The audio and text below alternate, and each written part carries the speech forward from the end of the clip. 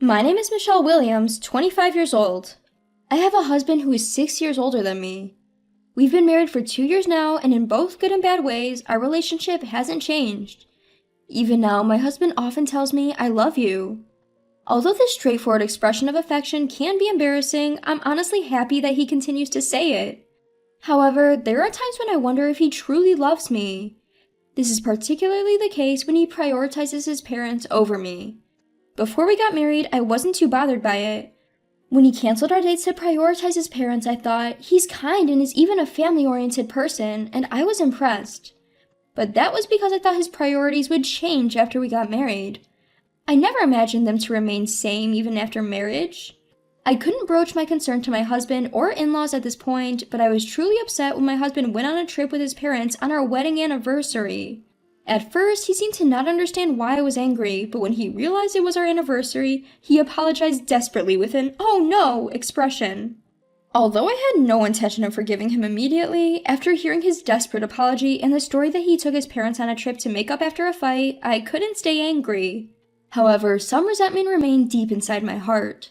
At the same time, I began to have a less favorable impression of my in-laws. In particular, the times my husband got called over to my in-laws' place increased, and my dissatisfaction with him and my in-laws piled up.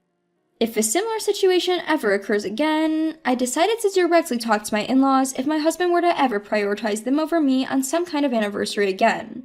One Friday night, I ran into my older sister in town as I was rushing home from overtime work. We hadn't seen each other much since we both got married, so I was happy to see her, and we decided to go out for dinner, just the two of us. Out of courtesy, we both let our husbands know, and we headed to a nearby pub. Since both of us were off from work the next day, we decided to enjoy our meal and conversation with some drinks that we usually refrain from. After we finished talking about our recent happenings, silence fell.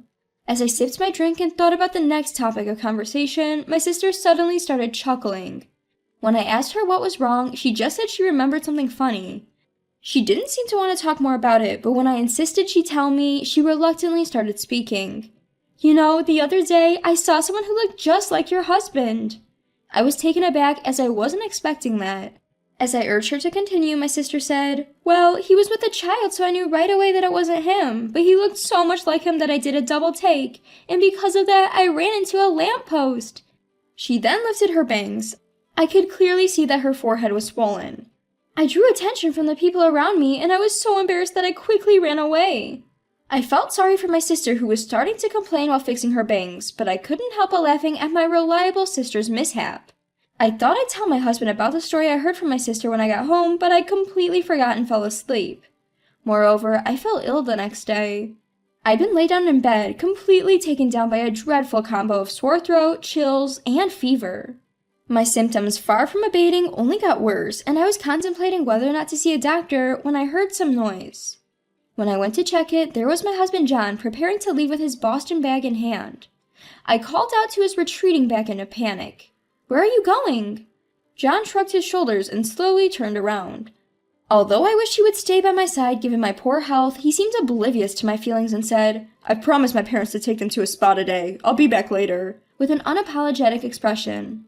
I begged John, "Please don't go." Judging by his luggage, it seemed he wouldn't return home today if he left. I thought that he would surely reconsider when he saw my current condition, but to my disappointment he said, "The spa is booked, and it would be a waste to cancel now," and he left.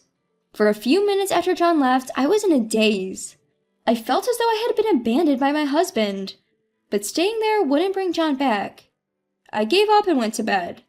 In the middle of the night, I woke up suddenly and noticed that my body was abnormally hot. The fever, far from dropping, seemed to have rose even higher. I thought this was bad and wanted to take some medication, but I didn't even have the energy left to go and get medicine or to drink. Alarmed, I decided to call John to come back home. However, I received no response. He probably had his phone turned off. Frustrated with my husband, I then called my mother-in-law. My mother-in-law answered the phone immediately. I wanted to complain about everything so far, but I was at a loss for words when she asked, "What's the matter?" In my confusion, I asked my mother-in-law, "Isn't John with you right now?" She replied, "No, he isn't here. Actually, I haven't seen my son for a while now." My mind went blank at my mother-in-law's words. My mother-in-law, sensing something was wrong due to my silence, kept calling my name. However, I was unable to respond to her and ended up hanging up the phone. Physically and mentally drained, I lost consciousness right then and there. I don't know how much time had passed. The first thing I saw when I opened my eyes was not John's face, but my mother-in-law's face peering into mine. "Is that you, mother-in-law?" "I'm sorry, but I let myself in with a spare key." I shook my head at my mother-in-law's words. "No, on the contrary, thank you." I could tell from her casual attire and lack of makeup that my mother-in-law had rushed over in a hurry. Although it was different from my usual impression of her, I felt glad. I accepted a glass of water from my mother-in-law and took a sip. My mother-in-law quietly waited for me to finish drinking, then asked, "Do you think you can eat some Jell-O?" I nodded in response to my mother-in-law's words, ate the Jell-O she handed me, and then swallowed some of the over-the-counter medication she had brought. As the medicine took effect and I began to feel a little better, tears started rolling down my cheeks. My sudden crying must have surprised my mother-in-law, but she waited patiently until I had finished. After a while, my tears stopped, and I began to feel embarrassed for having cried in front of my mother-in-law. I felt guilty for burdening her and bowed my head in apology, saying, "I'm sorry for the trouble." When I apologized, my mother-in-law responded, "It's all right, but where is my son when you're suffering like this?" She remarked about my husband, who was not present. I couldn't say anything and just looked down. However, my mother-in-law remained silent, patiently waiting for me to speak. Overwhelmed by the silence, I decided to tell her everything that's been going on. By the time I finished talking, my mother-in-law's face had turned into a stern one. And then, in a voice so low it was almost inaudible, as she said, "I never made such a promise and I never heard of it." She even called my father-in-law on the spot to confirm. My father-in-law also confirmed that he hadn't had such a conversation with my husband. So where and with whom was my husband right now? Suddenly, I recalled a joke my sister had once told. Could it be that story? No, but surely. Unconsciously, my words slipped out and my mother-in-law did not miss them. She asked, "Do you know something?" Caught off guard, I stammered, "No, But my mother-in-law was clear. "I won't tolerate wrong actions from my son just because he's my son. It might be hard for you, but please tell me." Looking into her eyes, I realized I couldn't evade her question. Moreover, at that moment, I trusted my mother-in-law more than my husband. Reflecting on it, I realized that my impression of my in-laws had only been shaped through my husband, not from my own interactions with them. I gathered my courage and told my mother-in-law the story I'd heard from my sister and about the frustrations I had been feeling. As a result, I learned that most of the things my husband had been telling me about his parents were lies. I became unable to forgive my husband in many ways. Looking at my mother-in-law, I realized she felt the same way. A few weeks after I fell ill, one weekend, my husband said, "I'm going to my parents, might stay overnight." Inside, I thought, so the day has finally come, but outwardly, I saw him off with the indifferent face as usual. After he left, I picked up my phone and called my mother-in-law. The next day, my unsuspecting husband returned as usual. "I brought some souvenirs. Man, my mom just wouldn't let me leave." I could hear my carefree husband's voice from the front door. His footsteps gradually approached and the living room door opened. The moment he entered the living room, "Welcome back. By the way, who is this mom you're talking about?" It was not me, but my mother-in-law who spoke. Seeing his mother's face, my husband froze. Without waiting for a response, my mother-in-law approached my husband with a smile and said, "I thought for sure you were the child I bore with such pain, but maybe I was mistaken." "What? Wait a minute. Why is Mom here?" My husband was muttering in a trembling voice, looking back and forth between me and my mother-in-law. Realizing that his father was also present, my husband finally seemed to grasp the situation. But by that point, it was too late. My mother-in-law, not waiting for any response, pointed to a chair and directed my husband, "Sit." He sat down quietly. Surrounded by me, my mother-in-law, and my father-in-law, my husband looked visibly uncomfortable. Urged by my mother-in-law, I took out some documents from an envelope. Unconcerned with my visibly frightened husband, I laid out the documents I had obtained from the private investigator in front of him. "These," I said, "are all evidence of your infidelity." My husband looked at me desperately after losing his words. However, looking at my husband didn't stir any feelings in me.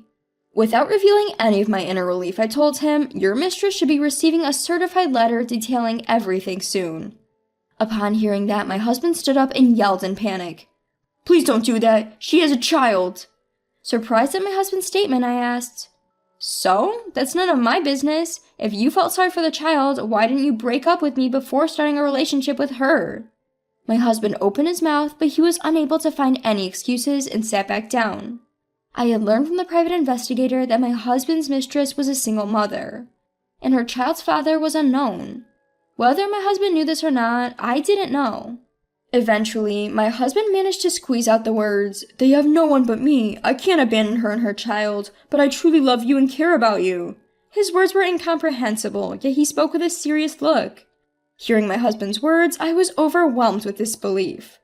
I was supposed to have fallen in love with his kindness, but looking at him now, all our past memories seemed like nothing more than illusions. My parents-in-law were also looking at my husband with astonishment. I caught my mother-in-law's eye and shook my head. She returned a tired, apologetic nod. I could tell my husband was desperate to mend things, but I had no intention of forgiving him. In fact, after hearing his words, I wanted to cut off my ties with him right away. Ignoring my still-talking husband, I handed him the divorce papers. "Let's get a divorce." When I said that, my husband looked at the divorce papers, then at me, and asked in surprise, "Why? Why?" "Because," I responded, "this incident has brought my feelings and trust in you down to 0. Let me be clear, it is impossible for me to continue our marriage. We will decide on the details through our lawyers." I firmly told my husband, but he shook his head and said, "No, I can't." I was filled with disbelief and anger at my husband's attitude. My mother-in-law seemed to feel the same, and she called my husband's name in a suppressed tone. Looking at my mother-in-law, she was looking at my husband with contempt and said, "You have no right to refuse. This is your doing. We are in favor of the divorce. In fact, it was me who recommended Michelle get a divorce. You have really done something terrible. Reflect on your actions and work hard to pay alimony." After being yelled at by his mother, my husband signed the divorce papers while sobbing. After our divorce, it seems my ex-husband John spent some time crying his heart out at his parents' home. However, after a few weeks, he appeared to settle down, and then he apparently told his parents he was going to remarry, this time with the woman he had an affair with. His parents were livid when they heard this. Especially his father, who was so angry that he told John he would disown him if he married the woman he had an affair with, and effectively kicked him out of the house. Now homeless, John apparently tried to move into the woman's home. However, whether she woke up to his unreliability or gave up on him after he became jobless post-divorce, the woman he had an affair with seemed to have kicked him out. You might wonder how I know all these details. It's because John himself reported it to me. Starting with messages making himself out to be the victim of a tragedy, he eventually sent me a cryptic message saying, "She didn't need me. I was duped. I only have you now." I didn't reply to that message, but instead forwarded it to my lawyer and changed my phone number. Sometime later, I received an apology letter from John's mother via my lawyer. The letter began with an apology and stated that to avoid causing any more trouble, they had decided to make John work under supervision at a company run by relatives. Since then, my days have been peaceful.